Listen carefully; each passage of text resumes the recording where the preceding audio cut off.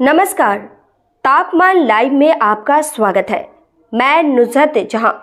तापमान लाइव की खास संवाद श्रृंखला की इस कड़ी में चर्चा कदम कुआं की चूड़ी गली की। सामाजिक न्याय की राजनीति के दौर में खूब इतराती थी यह गली। इतराने इठलाने का कारण भी था सत्ता की हनक। इसी चूड़ी गली में तब की सरकार के छाया मुख्यमंत्री डॉक्टर रंजन प्रसाद यादव रहते थे अपने पुश्तैनी मकान में। उनकी पहचान उस जमाने के अति शक्तिशाली मुख्यमंत्री लालू प्रसाद के सखा के रूप में स्थापित थी। वैसे वह उनके खास रणनीतिकार थे। राजद के कार्यकारी अध्यक्ष तो थे ही, राजद संसदीय बोर्ड के भी अध्यक्ष थे, राज्यसभा के सदस्य भी। रुतबा उनका मुख्यमंत्री आवास से लेकर चूड़ी गली तक पसरा था। ऐसे में गली का गुलजार रहना स्वाभाविक था। वरिष्ठ पत्रकार दीपक कुचगवे उस कालखंड को इस रूप में याद करते हैं। डॉक्टर रंजन प्रसाद यादव के पटना में रहने पर हर सुबह और हर शाम वहां दरबार लगता था। रात्रिकालीन महफिल भी जमती थी। प्रायः हर वर्ग के खास धुरंधरों का जुटान होता था।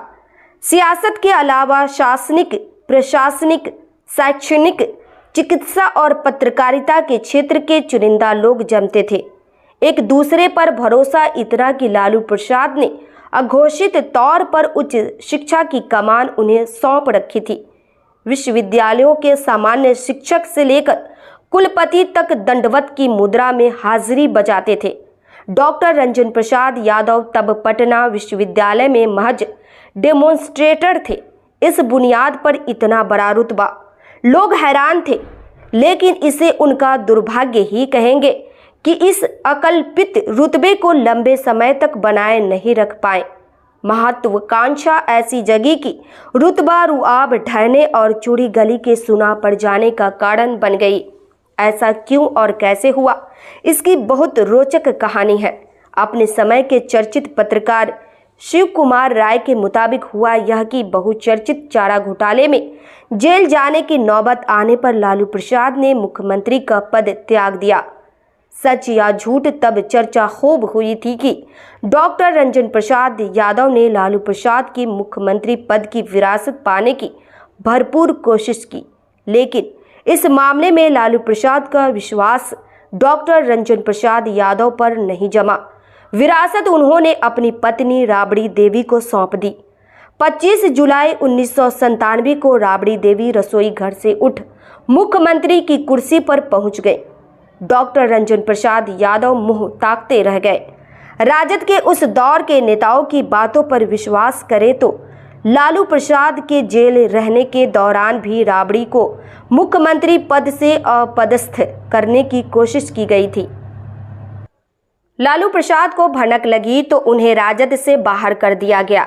तब से लगातार 27 वर्षों तक वह लालू प्रसाद की राजनीति की जड़ में मट्ठा डालते रहे। एक बार संसदीय चुनाव में उन्हें हार का स्वाद चखाने के अलावा कुछ बिगाड़ नहीं पाए।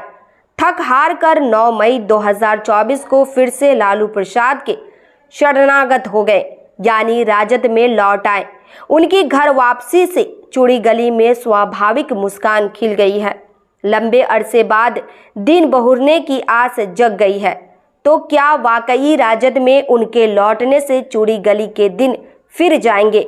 पटना विश्वविद्यालय में डॉक्टर रंजन प्रसाद यादव के सहपाठी रहे वरिष्ठ पत्रकार महेश कुमार सिन्हा की माने तो वैसा अब संभव नहीं है, इसलिए कि न वह देवी रही न वह कड़ा रहा। जैसे हालात हैं, परिवर्तित स्वरूप वाले राजद में डॉक्टर रंजन प्रसाद यादव का जिस हल्के फुल्के अंदाज में स्वागत हुआ, उससे कोई बड़ी हैसियत मिलने की संभावना नहीं बनती है। इसकी तस्दीक इससे भी होती है कि स्वागत करने वालों में लालू राबड़ी परिवार का कोई चेहरा नहीं था। हालांकि बाद में राजद अध्यक्ष लालू प्रसाद से उनकी आत्मीय मुलाकात हुई। जहां तक चूड़ी गली की बात है तो डॉक्टर रंजन प्रसाद यादव अब वहां नहीं, बेली रोड में आरपीएस मोड़ के समीप रंजन पथ में रहते हैं। राजद के सत्ता में आने पर देवयोग से उनका रुतबा लौटा भी तो उसकी चमक रंजन पथ में बिखरेगी। चूड़ी गली को अनुभूति भर ही हो पाएगी, उसके अलावा कुछ नहीं। इस प्रस्तुति में बस इतना ही। फिर मिलते हैं ऐसी ही दूसरी किसी खास खबर के साथ। तापमान लाइव की यह प्रस्तुति पसंद आई हो तो अपनी प्रतिक्रिया ज़रूर दीजिएगा। तापमान लाइव चैनल को देखिए, शेयर कीजिए, लाइक कीजिए और सब्सक्राइब अवश्य कीजिए। धन्यवाद।